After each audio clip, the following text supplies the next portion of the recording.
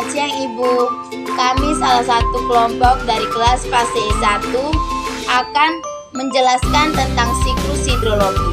Sebelumnya kami akan memperkenalkan nama terlebih dahulu. Perkenalkan, nama saya Michaela Densiana Sea. Nama saya Filandia Seja. Nama saya Juliana Nusantara.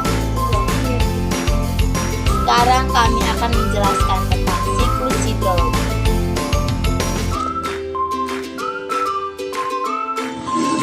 Selamat siang Ibu, terima kasih karena sudah mau menonton video ini.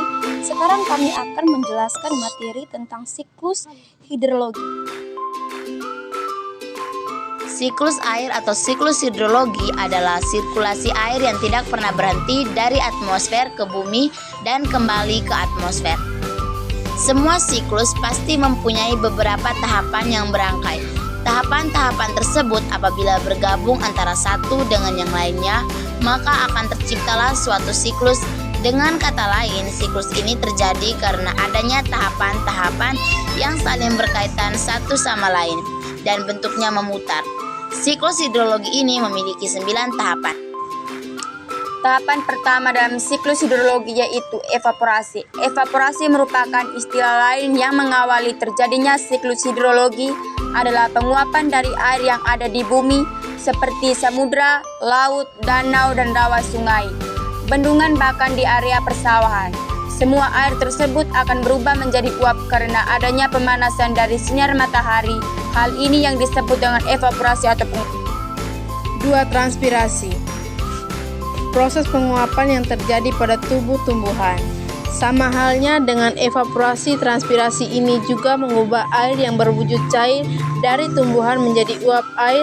Uap air ini juga akan terbawa ke atas, yakni ke atmosfer. Namun biasanya penguapan ini terjadi karena transpirasi ini jumlahnya lebih sedikit ataupun lebih kecil daripada penguapan yang terjadi karena evaporasi. Yang ketiga ada evapotranspirasi. Evapotranspirasi ini merupakan gabungan dari evaporasi dan juga transpirasi. Dalam siklus hidrologi, evapotranspirasi ini sangatlah mempengaruhi jumlah air yang terangkut ke atas atau ke atmosfer bumi loh. Dapat dilihat dari video proses penguapan yang terjadi oleh tumbuhan atau air yang berada di darat, maka gabungan tersebut disebut evapotranspirasi. Yang keempat, simulasi merupakan proses perubahan es di kutub atau puncak gunung menjadi uap air tanpa harus melalui proses cair terlebih dahulu. Simulasi ini juga tidak sebanyak penguapan oleh evaporasi maupun transpirasi. Yang kelima, kondensasi. Kondensasi merupakan proses perubahan uap air yang menjadi partikel-partikel es dari proses evaporasi, transpirasi, evapotranspirasi maupun sublimasi sudah mencapai ketinggian tertentu. Maka uap air tersebut akan berubah menjadi partikel-partikel es yang berukuran sangat kecil melalui proses kondensasi. Nah, perubahan wujud ini terjadi karena pengaruh suhu udara yang sangat rendah saat di atas ketinggian tersebut. Partikel-partikel es yang berbentuk tersebut akan saling mendekati satu sama lain dan bersatu sehingga membentuk sebuah awan. Semakin banyak partikel es yang bersatu, maka semakin tebal dan juga hitam awan yang terbentuk. Yang keenam, adveksi. Adveksi ini terjadi setelah partikel-partikel es membentuk sebuah awan. Adveksi merupakan perpindahan awan dari satu titik ke titik lain namun masih dalam satu horizontal.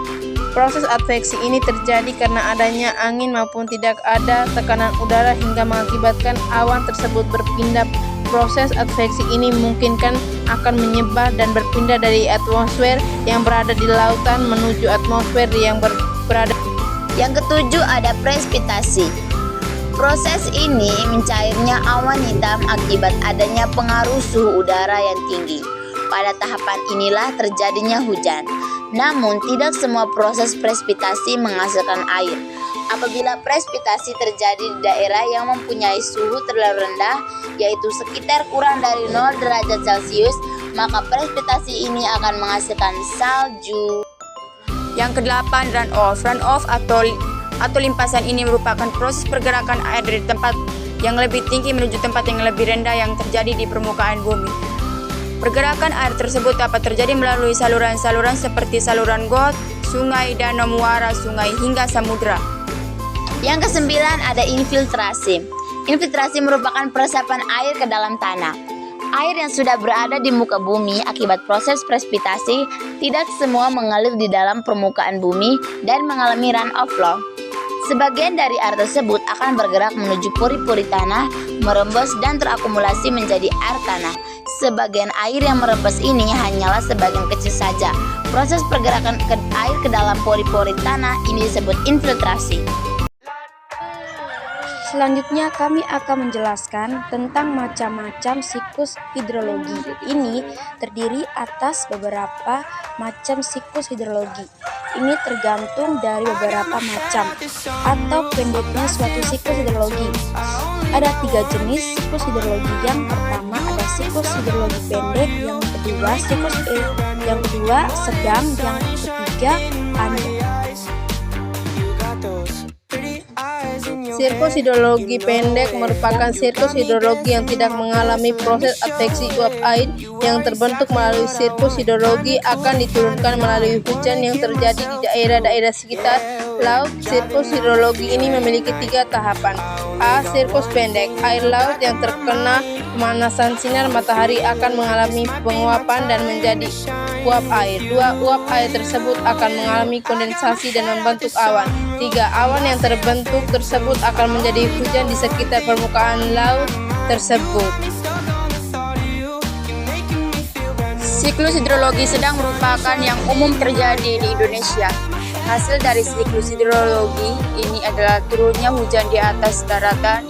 Hal ini karena proses adveksi akan membawa awan-awan tersebut ke arah daratan. Siklus sedang ini terdapat 4 tahapan, yaitu florid laut yang terkena gemusun sinar matahari atau mengalami penguapan menjadi uap air. 2. Uap air yang sudah terbentuk mengalami proses adveksi karena adanya dengan angin yang terhambat udara sehingga bergerak menuju ke daratan. Jika di atmosfer daratan, uap air tersebut akan membentuk awan dan terbuat. Yang keempat, tujuan yang dijauh di permukaan bumi atau daratan akan mengalami run-off yang menuju ke sungai yang dikembalikan ke laut.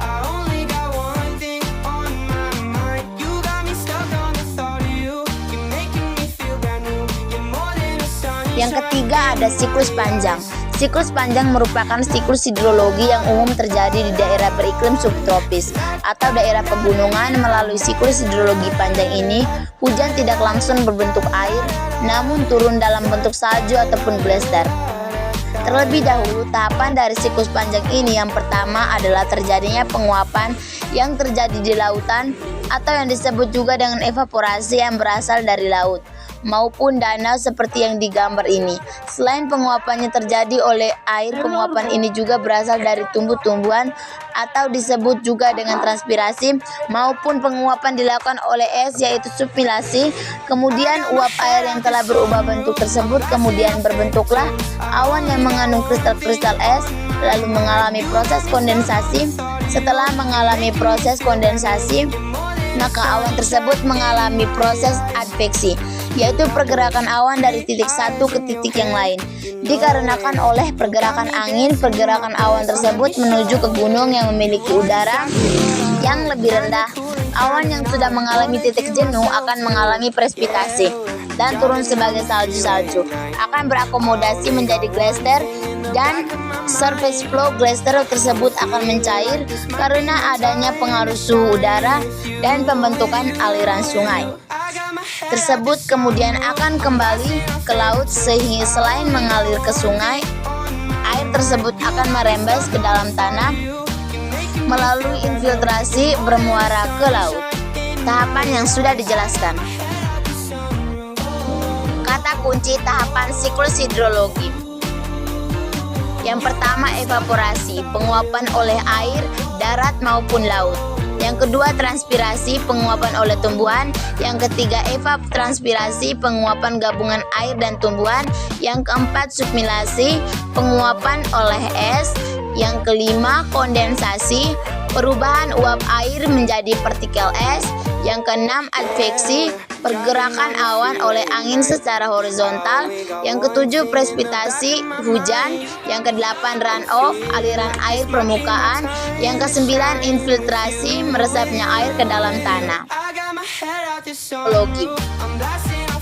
Yang pertama, siklus pendek, menguap di laut, hujan di laut. Yang kedua, siklus sedang, menguap di laut, hujan di darat, infiltrasi, runoff, kembali ke laut. Yang ketiga, siklus panjang, menguap di laut dan darat. Hujan berupa salju di gunung es mencair menjadi glaser, runoff dan infiltrasi kemudian kembali ke laut. Sekian dan terima kasih.